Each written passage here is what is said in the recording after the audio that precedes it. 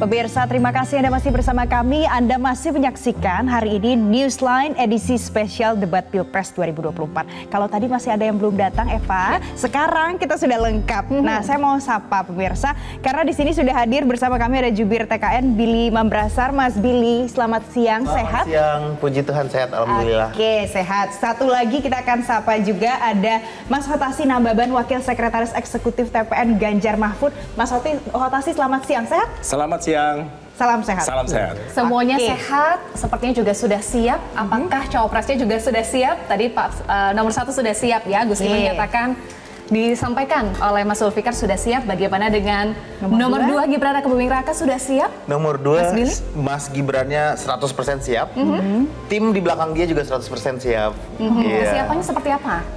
Selama beberapa pekan ini seluruh anggota Dewan Pakar yang menguasai bidang environment, energy, sustainability itu menyusun narasi yang sesuai dengan asta cita, target visi misi Prabowo Gibran yang kemudian diturunkan menjadi bahasa-bahasa yang akan mudah didengar oleh masyarakat. Kenapa isu-isu ini menjadi penting, ditambah dan dilengkapi juga dengan pengalaman-pengalaman konkret Mas Gibran menjalankan pemerintahan di kota Solo, jadi lengkap sekali. Oh, jadi nanti bahasa-bahasanya akan mudah dipahami ya Mas Billy ya? Selalu mudah dipahami. Oh, selalu mudah dipahami. Tidak ada singkatan atau istilah asing, apa dijabarkan? Khusus untuk hari ini mudah dipahami?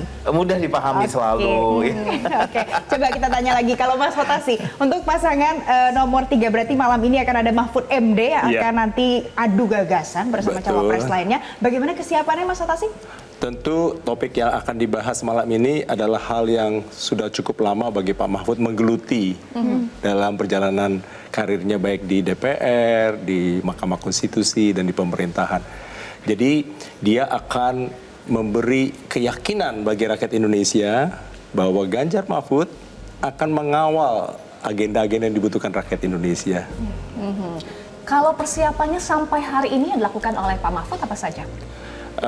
Ada tim, baik tim teknis dan non-teknis. Tentu bagi beliau perlu mempertajam isu-isu yang akan dibahas nanti.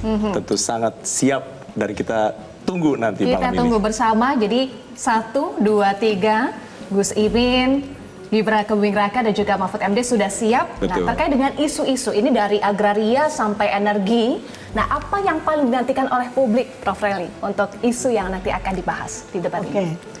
Pertama, temanya banyak nih. Pembangunan berkelanjutan, sumber daya manusia, lingkungan, energi, masyarakat adat, dan desa. Betul. Itu kalau kita bedah, itu model-model pembangunannya nanti sebenarnya bisa dibaca dari mulai zamannya Soeharto sampai sekarang. Karena istilah pembangunan berkelanjutan itu kan apa yang harus kita nikmati hari ini, yang bisa dinikmati oleh masyarakat dan sebagainya, tapi mempersiapkan ke depan nanti bagi generasi penerus, itu istilahnya.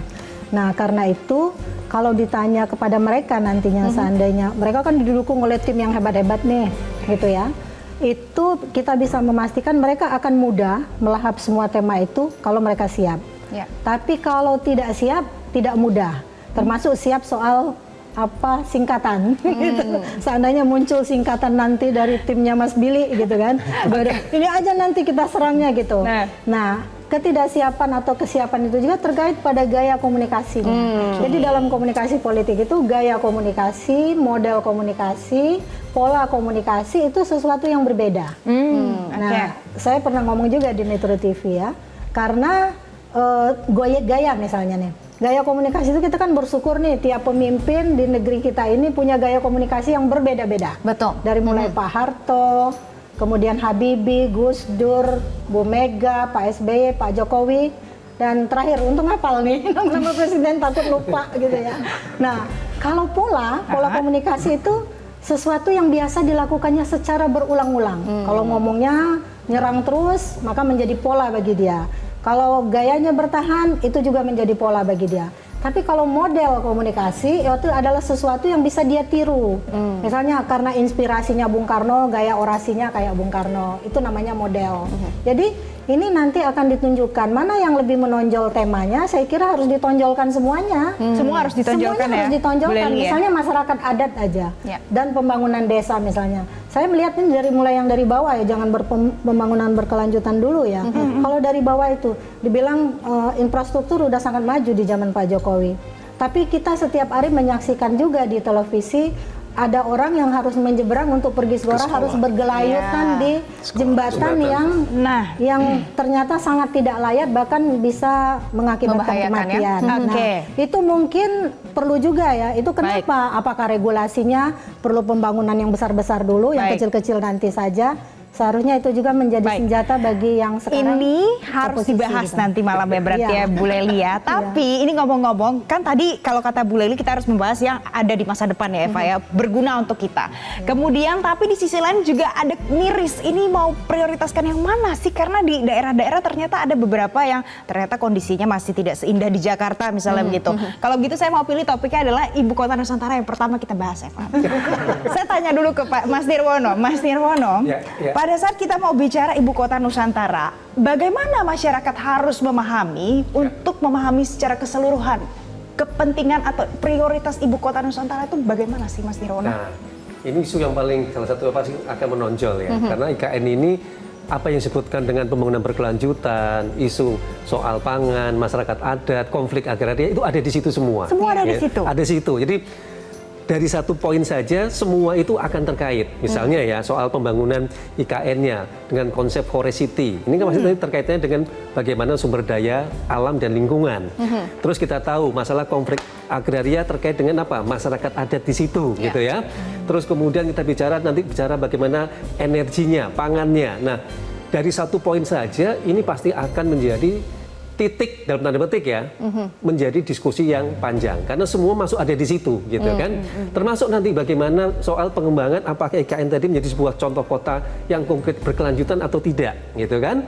Terus kemudian yang ke depan yang tidak kalah penting, bagaimana isu-isu tadi ini bisa dikelola oleh masing-masing paslon tadi dengan lebih meyakinkan. Ya, karena kalau tidak salah ngomong misalnya akan menjadi blunder ya atau menjadi bumerang. Baik, tentu ini gantikan termasuk kita juga sudah tahu standing position-nya ya. Ada yang menyatakan bahwa harus skala prioritas dulu.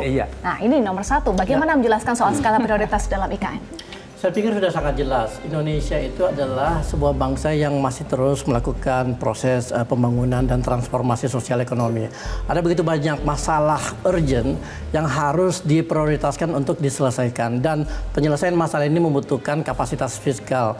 Di sisi lain kita melihat bahwa kemampuan kita untuk membiayai seluruh proses pembangunan itu juga sangat terbatas, sehingga kita harus melihat permasalahan-permasalahan yang harus diselesaikan hari ini, lalu kemudian menunda permasalahan-permasalahan yang bisa diselesaikan besok, ya kan?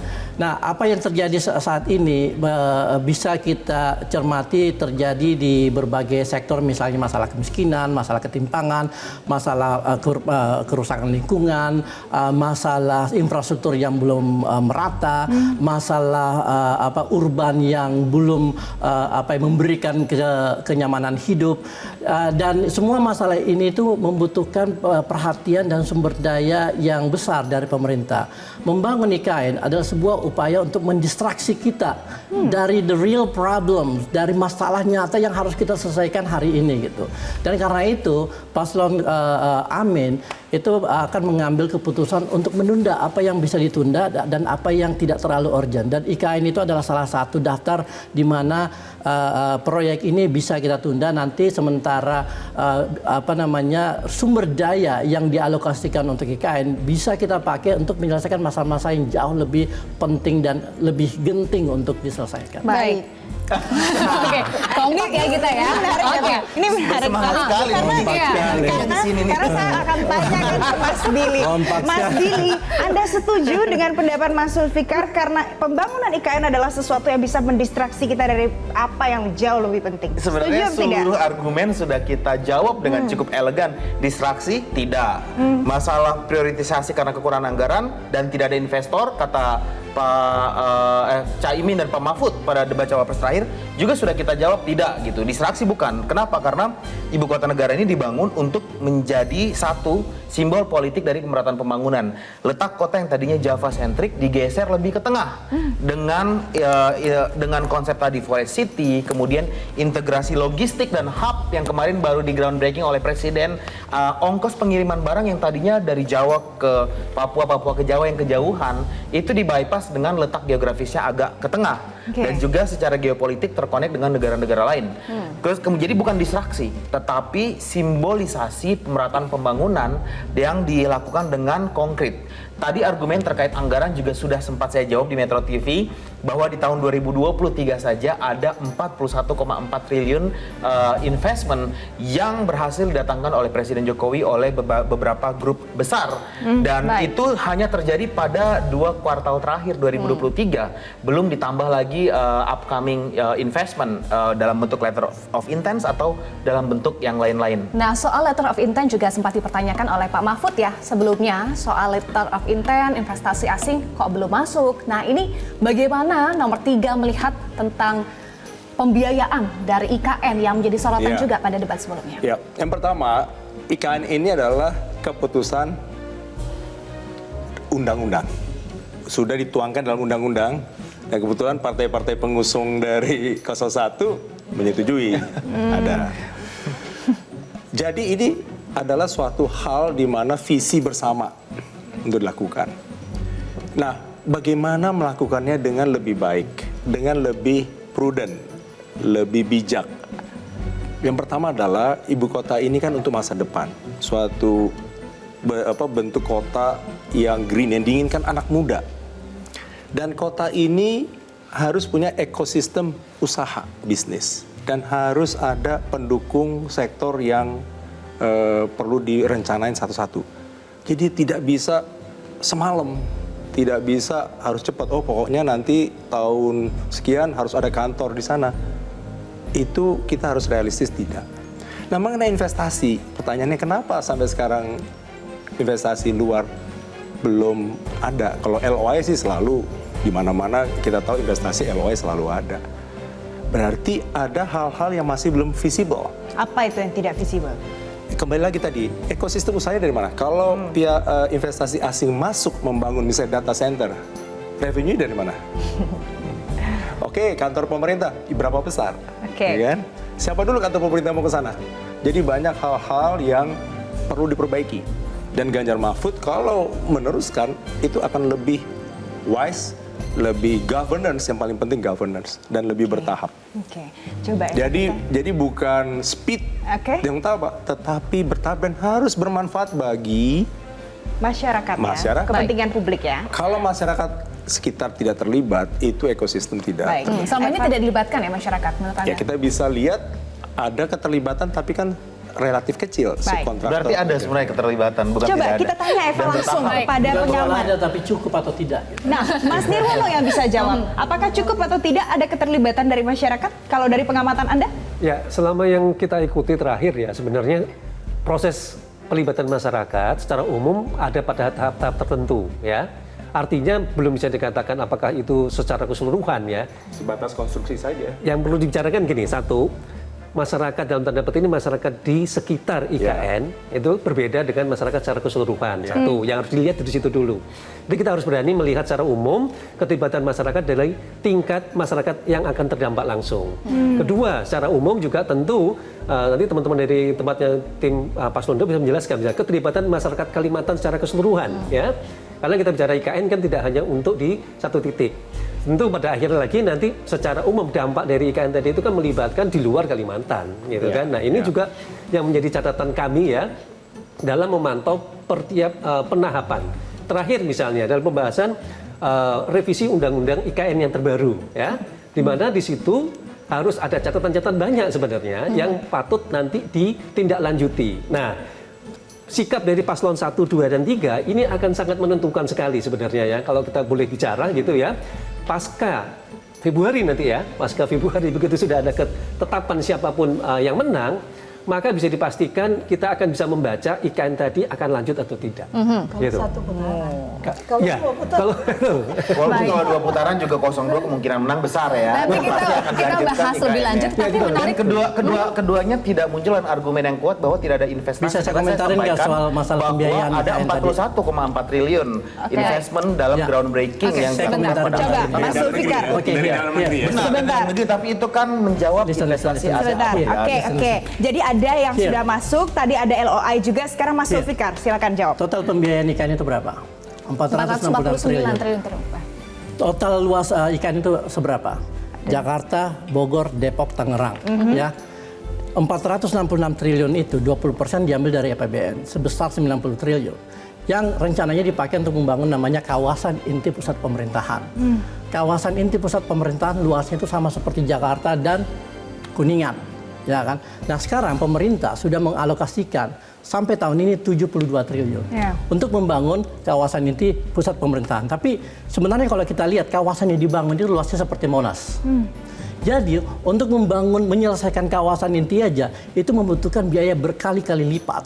Dan anggaran total yang dibutuhkan untuk menyelesaikan seluruh IKN itu bisa membengkak 2, 3, sampai 4 kali lipat. Dan ini terjadi di Brasilia tahun 60 ketika pemerintah berhasil membangun ibu kota mereka.